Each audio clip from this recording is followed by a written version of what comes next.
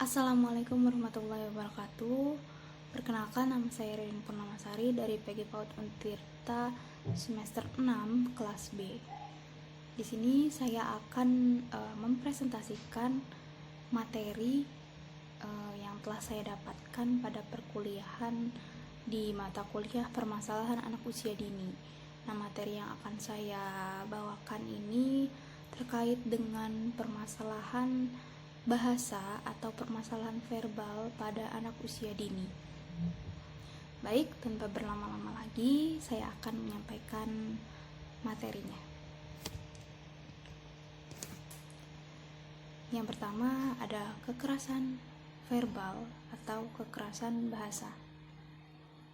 Di sini ada menurut ahli, yaitu Soeharto, kekerasan verbal merupakan tindakan yang meliputi penghardikan dan penyampaian kata-kata kasar. Ahli lain juga berpendapat, yaitu Hurairah, mengatakan bahwa kekerasan verbal adalah tindakan yang dilakukan seseorang dalam bentuk memarahi, memaki, mengomel, dan membentak secara berlebihan, termasuk mengeluarkan kata-kata yang tidak pantas atau tidak patut terhadap anak. Jadi dapat disimpulkan dari dua pengertian para ahli tersebut bahwa kekerasan verbal merupakan kekerasan yang mana dilakukan secara tidak langsung, secara tidak sadar maupun secara sadar oleh orang lain terhadap anak dengan mengeluarkan kata-kata yang kasar atau kata-kata yang tidak pantas diterima oleh anak. Selanjutnya ada karakteristik kekerasan verbal. Di sini menurut Hampton, kekerasan verbal memiliki berbagai karakteristik. Yang pertama ada kekerasan verbal sangat menyakitkan dan biasanya dilakukan oleh orang terdekat korban. Ya, ini sangat-sangat benar sekali. Kekerasan verbal ini tanpa disadari sering dilakukan oleh orang-orang terdekat anak, seperti misalnya orang tua, teman sebaya, atau anggota keluarganya mungkin, yang tanpa disadari mereka pernah atau sering melakukan kekerasan verbal terhadap anak. Yang selanjutnya ada kekerasan verbal terjadi dalam perilaku yang tak tampak. Nah, seperti yang sudah dijelaskan, seperti ketika anak bermain bersama temannya, contohnya secara tidak langsung mungkin temannya mengeluarkan kata-kata yang tidak pantas terhadap anak, itu juga termasuk ke dalam kekerasan verbal. Nah, ada lagi kekerasan verbal sangat manipulatif dan bertujuan untuk mengontrol korban. Yang selanjutnya ada kekerasan verbal membuat self-esteem korban semakin menurun. Ada lagi kekerasan verbal tidak dapat diprediksi. Kekerasan verbal terjadi dimanapun, kapanpun, dan oleh siapapun tanpa mengenal situasi dan kondisi. Kekerasan verbal itu pasti akan terjadi. Dan yang terakhir ada kekerasan verbal mungkin akan semakin meningkat intensitasnya, frekuensinya, dan variasinya jika kekerasan verbal tidak ditanggulangi sedini mungkin. Selanjutnya ada bentuk-bentuk kekerasan verbal. Kekerasan verbal menurut Titik Lestari dibagi menjadi beberapa bentuk, yaitu tidak sayang atau dingin. Bentuk-bentuk kekerasan verbal ini bisa terjadi karena sikap tidak ada rasa kasih sayang terhadap anak, khususnya dari orang tua. Ini bisa sangat-sangat terjadi kekerasan verbal. Yang kedua ada intimidasi, menganggap anak atau menuduh anak menuduh anak dengan kata-kata yang tidak pantas. Selanjutnya ada mengecilkan atau mempermalukan anak. Biasanya dilakukan di depan umum. Mengecilkan atau mempermalukan anak ini sangat-sangat berpengaruh juga terhadap mental anak ya. Tidak hanya perlakuan verbal yang diterima oleh anak, tapi mungkin juga ketika mempermalukan anak di depan umum itu akan sangat-sangat teringat di memori anak. Selanjutnya ada kebiasaan mencela anak. Ini hampir sama seperti poin sebelumnya. Dan yang terakhir ada tidak mengindahkan atau menolak anak. Jadi orang tua sering sekali menolak apa yang anak inginkan gitu. Ini bisa bisa memicu terjadinya kekerasan verbal. Nah, yang selanjutnya ada faktor terjadinya kekerasan verbal. Kekerasan verbal pada anak menurut hasil survei KPAI tahun 2013 mengungkapkan bahwa pemicu terjadinya kekerasan verbal diantaranya yaitu yang pertama, kekerasan dalam rumah tangga. Kekerasan dalam rumah tangga ini banyak sekali memicu hal-hal yang negatif untuk anak ya. Salah satunya adalah kekerasan verbal. Ketika dalam situasi marah atau kesal, orang tua dalam situasi kesal atau marah, biasanya anak menjadi pelampiasan kekesalannya atau kemarahannya. Entah itu dengan perilaku verbal ataupun perilaku non-verbal.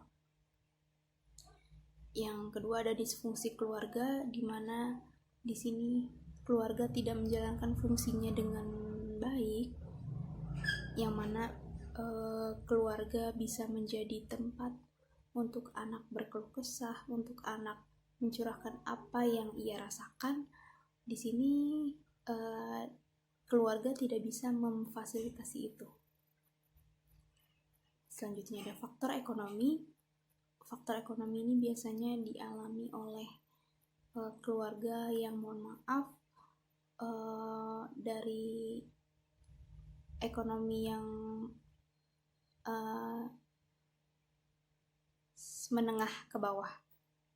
Biasanya sangat-sangat sering terjadi kekerasan verbal, di mana biasanya ketika anak merengek kepada orang tuanya ingin jajan atau ingin membeli sesuatu, tetapi orang tua tidak memiliki uang untuk membelinya, biasanya mereka akan tersulut emosi dan menjadikan anak sebagai bahan pelampiasan emosinya. Yang selanjutnya ada pandangan keliru tentang posisi anak dalam keluarga. Di sini perlu diketahui bahwa anak memiliki peran lain di dalam keluarga. Anak juga memiliki hak dan kewajiban yang harus dipenuhi oleh orang tua, oleh keluarga. Jadi posisi anak di sini bukan sebagai yang menuruti apa yang diinginkan orang tua. Anak juga memiliki apa yang ia inginkan, apa sesuatu yang ia inginkan gitu. Orang tua wajib memenuhi itu, memenuhi keinginan anak. Dan yang terakhir ada faktor lingkungan. Di sini bisa jadi faktor lingkungan main atau lingkungan sekitar rumahnya yang biasanya sering mengeluarkan kata-kata yang kasar atau sering melakukan kekerasan verbal. Ini biasanya terjadi kepada anak. Selanjutnya ada akibat dari kekerasan verbal. Nah, dampak psikologi dari kekerasan verbal pada anak adalah yang pertama, anak menjadi tidak peka terhadap perasaan orang lain. Ya, karena seringnya anak mendapat perlakuan bentakan, omelan, cacian, makian dari kata-kata yang kurang pantas, anak menjadi kurang peduli atau tidak kurang merasa peduli dengan orang lain. Nah, selanjutnya ada mengganggu perkembangan. Ini sangat pasti sekali mengganggu perkembangan psikis, mental anak. Yang selanjutnya ada anak menjadi agresif. Ya, benar, seringnya menerima kata-kata kasar. Secara tidak langsung anak juga pasti akan meniru apa yang ia dengar, apa yang ia terima. Yang selanjutnya ada gangguan emosi. Ada lagi yang selanjutnya kepribadian sosiopat atau antisocial personality disorder. Ini suatu kelainan personality. Yang selanjutnya ada rendahnya motivasi belajar.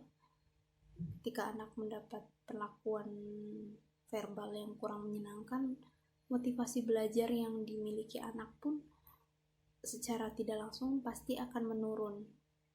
Karena mungkin saja bisa jadi kata-kata verbal, kekerasan verbal yang dialaminya terpikirkan hingga mengganggu konsentrasinya. Dan bahkan ada yang lebih parah hingga dapat menyebabkan bunuh diri. Ini kekerasan verbal ini sangat-sangat banyak sekali ya dampaknya terhadap anak. Nah, yang selanjutnya ada formulasi bahasa yang santun terhadap anak. Agar anak terhindar dari bentuk kekerasan seperti yang telah dipaparkan sebelumnya, perlu adanya formulasi hubungan orang tua terhadap anak. Yang pertama, jangan sering mengabaikan anak, atau orang tua peduli terhadap apa yang anak inginkan. Yang selanjutnya ada tanamkan sejak dini pendidikan agama pada anak. Jadi anak bisa tahu, anak mengetahui apa yang wajib dilakukan dan apa yang tidak wajib dilakukan oleh anak. Apa yang harus dikatakan dan apa yang tidak harus dikatakan oleh anak. Selanjutnya ada ajaklah berbicara dengan bahasa yang lembut, ramah, dan berbicara secara terbuka kepada anak, serta memberikan dorongan pada anak agar bicara apa adanya dan terus terang. Jadi membiasakan untuk berbicara kepada anak dengan tutur kata yang sopan, yang halus, yang lembut, agar apa yang kita sampaikan kepada anak juga dapat diterima dengan baik oleh anak gitu. Dan berikan anak, beritahu anak ketika berbicara apa yang harus ia bicarakan dan apa yang tidak harus ia bicarakan. Berbicaralah terus terang, berbicaralah apa adanya, tidak harus ditambah atau tidak harus dikurang apa yang akan ia bicarakan. Ada lagi, ajarkan kepada anak untuk bersikap arif, bijaksana, dan santun dalam berbahasa kepada orang tua, teman sebaya, ataupun